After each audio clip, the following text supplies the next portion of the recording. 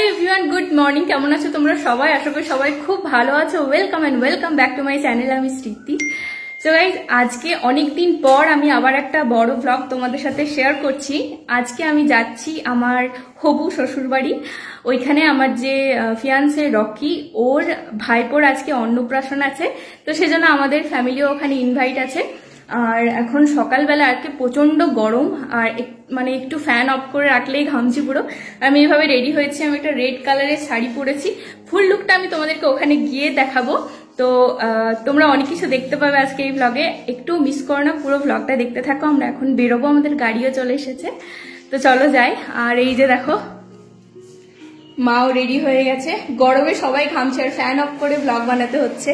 তো চলো এবার ওখানে গিয়ে আর রাস্তায় যেতে যেতে বাকি কথা বলবো। আর এই যে দেখো, আমার বাবাও রেডি হয়ে গেছে। বাবা আজকে খুব সুন্দর একটা পাঞ্জাবি পরেছে।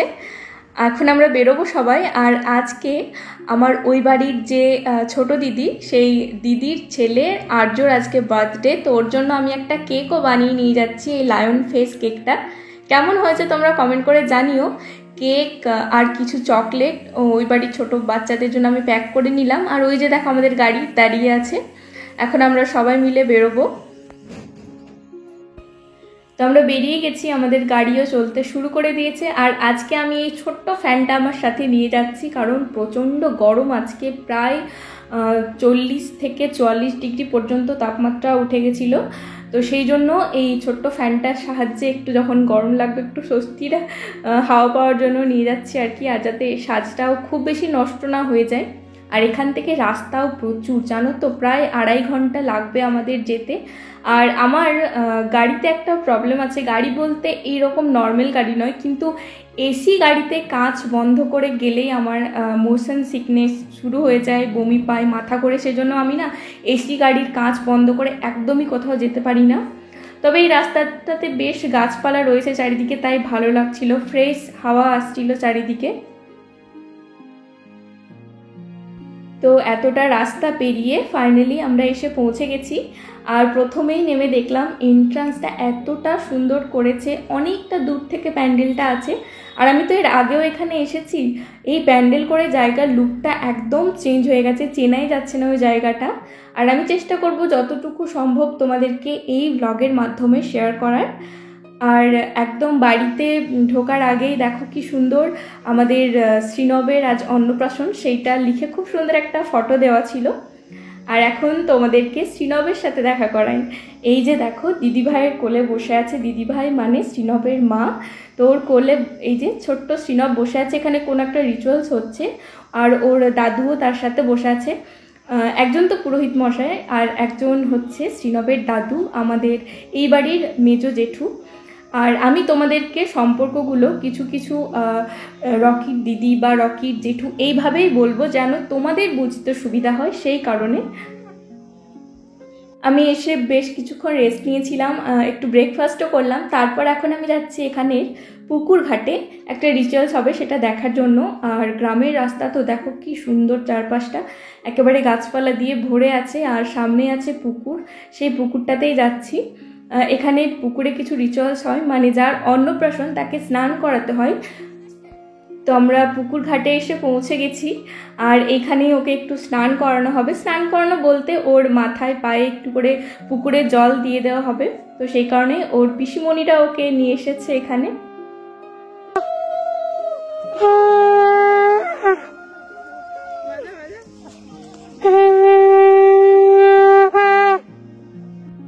প্রত্যেকটা জায়গায় তাদের কিছু কিছু নিজস্ব নিয়ম থাকে, তবে আমাদেরও পুকুর ঘাটে কিন্তু অনেক নিয়মই থাকে। যে কোনো অনুষ্ঠানে, যেরকম তোমাদেরকে দেখিয়েছি, আমাদের যে কোনো পুজোতেই পুকুরকে, মা গঙ্গা নদীকে নিমন্ত্রণ করতে যেতে হয়, এই টাইপ আর কি।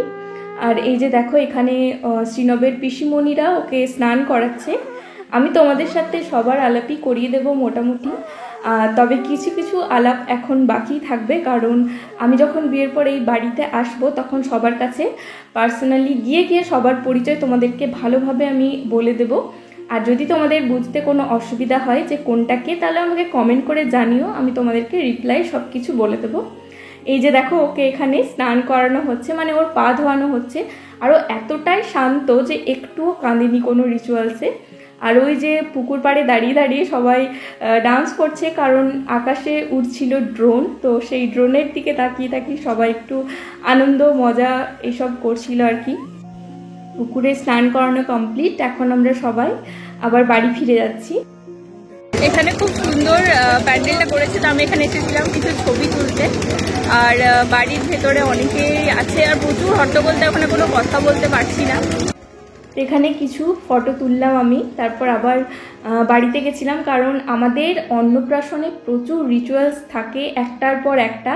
এখন দেখো আমাদের ছোট্ট শ্রীনবকে বসানো হয়েছে একটা কি সুন্দর, ওই যে এখন পদ্ম ফুলের মতো যে জায়গাগুলো থাকে প্রত্যেকটা অনুষ্ঠানে আনা হয়, সেইগুলোতে ওকে এখন হলুদ মাখানো হবে। আর আমাদের যে অন্নপ্রাশন বলো বা পৈতে বলো বিয়ে বলো, সবেতেই রিচুয়ালস মোটামুটি সমানই থাকে, এই হলুদ মাখানো বা কিছু।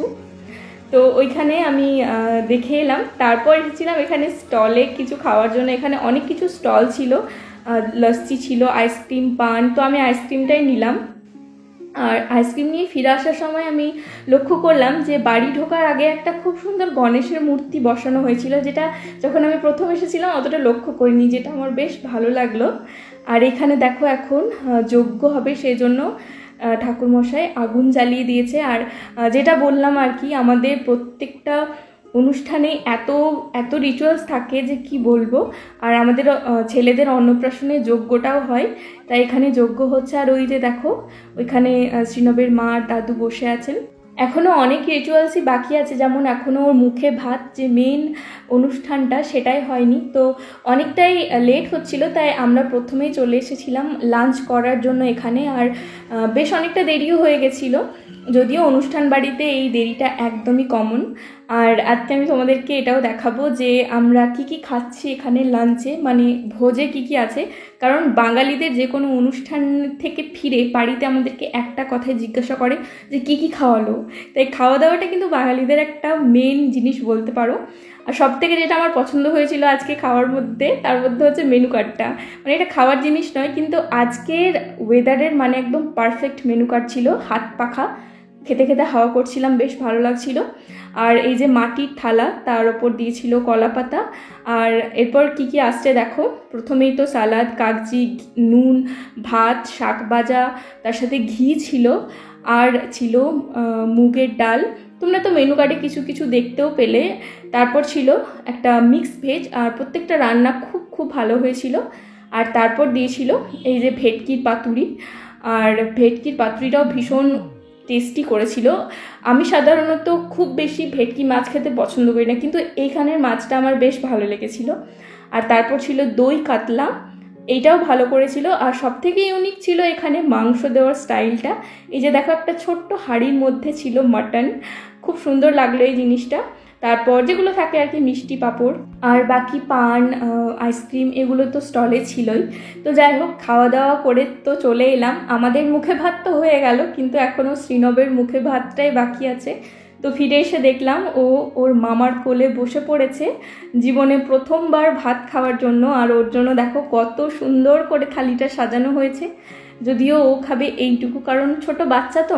তবে ওকে দেখে আমার যেটা সবচেয়ে বেশি ভালো লাগছিল যে ও কিন্তু খুব শান্ত, ওকে খুব কম কাঁদতে দেখেছি। শুধুমাত্র ওর যখন একটু গরম লাগছিল তখন একটু কাঁদছিল, তাছাড়া ও বাকি সময়টা একদম শান্ত বাচ্চার মতো সব কিছু করেছে। তো এই যে দেখো ওর মামা ওকে এখানে ভাত খাওয়াচ্ছে। তো আমার খাওয়া কমপ্লিট, আর ভীষণ গরম লাগছিল, তাই শাড়িটা চেঞ্জ করে দেখো চুড়িদার পরে নিয়েছে। আর এখানে খুব সুন্দর একটা গণেশের মূর্তি স্ট্যাচু বসানো হয়েছে, তো এখানে একটু দাঁড়িয়ে দাঁড়িয়ে আমি ফটো তুলছিলাম। আর আজকে না কি ভীষণ গরম, কি বলবো, এখানে আমাদের ওখানেও তাই। ওইখানে মুখে ভাত অনুষ্ঠান মোটামুটি কমপ্লিট, আর বাকি যেগুলো বাকি আছে সেগুলো তোমাদেরকে দেখাবো। আর এখানে এখন আমি একটা আইসক্রিম খাওয়ার জন্য এলাম। আর তোমাদের সাথে এসে থেকে তো রকির সাথে দেখাই করানো হয়নি, তো এই যে দেখো ও আর আমি বসে বসে আইসক্রিম খাওয়া দাওয়ার পরে আইসক্রিম পার্টি চলছে, আইসক্রিম খাচ্ছি। আর ওর আর আমার একটাও ভালো করে ফটো তোলা হয়নি। ও সারাদিন শুধু কাজের ব্যস্ত, ম্যাচিং করে পড়েছিলাম কিন্তু ফটো তোলা হলো না। কোথায় ম্যাচিং নেই তো, এখন নেই, শাড়িটা তো ম্যাচিং ছিল। তুই একটা এরকম কালারের এবার টি শার্ট পরে না, তাই পড়তে হবে। আর এখন শ্রীনবকে সবাই আশীর্বাদ করবে। আর এখন দেখো শ্রীনব ওর দিদির কোলে বসে আছে। ওর দিদি হলো গুঞ্জা, মানে দাদাভাই আর দিদি ভাইয়ের মেয়ে হলো গুঞ্জা আর শ্রীনবের দিদি। তো ওকে কোলে নিয়ে বসে এখানে কিছু ফটো তুলছিল। আর তারপর এখানে আমাদের যে একটা রিচুয়ালস হয় অন্নপ্রাশনের দিন, যে যার অন্নপ্রাশন সে কি ধরছে হাতে, তো একটা থালার মধ্যে অনেক কিছু সাজানো হয়, ধান, পয়সা, তার সাথে কলম, খাতা, বই সব কিছুই থাকে। তো সেইগুলো এখানে দেওয়া হচ্ছিল, কিন্তু ও না কোনোটাই ধরছিল না, এত কিছু ওর কাছে রাখা ছিল একটা বাচ্চা। তাও ওর এই কোনো দিকে ওর মন ছিল না, ও শুধু ওর দিকে তাকাচ্ছিল, ক্যামেরার দিকে তাকাচ্ছিল। সবাই খুব চেষ্টা করছিল ওকে কিছু একটা ধরানোর, কিন্তু কোনো মতেই ধরছিল না। শেষে কোনোভাবে ও সব কিছুই একটু একটু করে ধরেছিল। আর তারপর ওর পিসিমণি নিজে থেকেই ওকে পেন ধরিয়ে দেয়, আর তারপর টাকাও ধরানো হয় ওকে। মোটামুটি সব কিছুই যা যা ছিল একটু একটু করে ধরানো হয়। তো বেশ ভালো লেগেছিল ওই রিচুয়ালসটা দেখে ওখানে। তো এখন শ্রীনবকে আশীর্বাদ করার পর্ব শুরু হয়ে গেছে। সবার প্রথম আশীর্বাদ করছে আমাদের এই বাড়ির বড় মা, আর শ্রীনব বসে আছে ওর মায়ের কোলে। আর বড় মা আশীর্বাদ করার পর এইটা হচ্ছে বড় পিসি, আমার এই বাড়ির বড় পিসি। তো বড় পিসি শ্রীনবকে আশীর্বাদ করছে আর সবাই কিছু কিছু গিফট দিচ্ছে। আর এরপর এটা হলো মেজো পিসি, আর এইটা তো আমার মা, তোমরা সবাই চেনো যারা আমার ভ্লগ দেখো। তো আমি সবার সাথে তো আগে ভালো করে তোমাদের আলাপ করাতে পারিনি। এই আশীর্বাদ যারা যারা করছে সবাইকে মোটামুটি আমি বলে দেবো, যাতে তোমরা বুঝতে পারো যে কে কে ওকে আশীর্বাদ করছে। তো মায়ের আশীর্বাদ করা এখানে হয়ে গেছে। এরপর শ্রীনবকে যে আশীর্বাদ করছে সেটা হলো আমার এই বাড়ির যে ছোট দিদি, সেই ছোট দিদির শাশুড়ি, মানে ওই যে আর্য বললাম, আর্যর ঠাম্মা। আর এইটা হলো আমার এই বাড়ির মা। তোমরা অনেকেই চেনো হয়তো, আর যারা না চেনো তাদের জন্য বলে দিলাম। আমার এই বাড়ির মা মানে হচ্ছে আমার শাশুড়ি মা বলতে পারো যেটা। তো সেই মা এখন আশীর্বাদ করছে শ্রীনবকে। আর বাকি পরপর আরও অনেকে আশীর্বাদ করছিল, যেমন এইটা আমার একটা দিদি এই বাড়ির, এটা হলো আমার এই বাড়ির পিসির মেয়ে। তো দিদি আশীর্বাদ করছে শ্রীনবকে এখন। আর তারপর এইটা হলো এই বাড়ির বড়দি, মানে রকির বড় জেঠুর বড় মেয়ে। তো আমার বড়দি হচ্ছে, তো বড়দি এখন আশীর্বাদ করছে শ্রীনবকে। তারপর এইটা হলো মেজদি, মানে যে বড়দি বললাম সেই বড়দির বোন।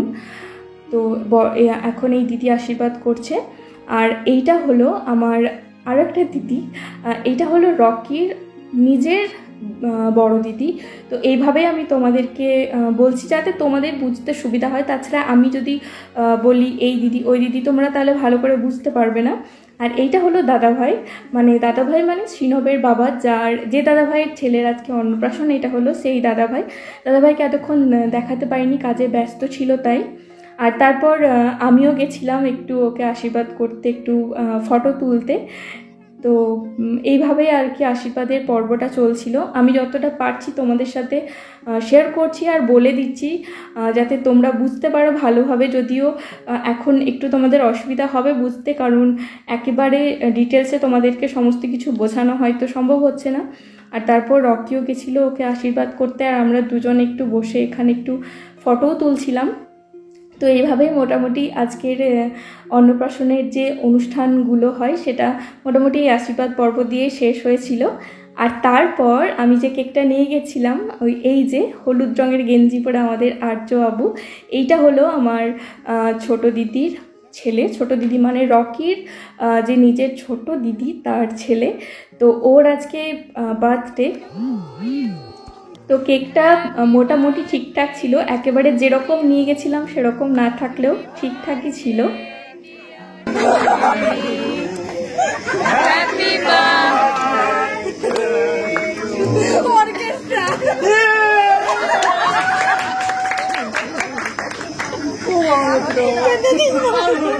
নিজেই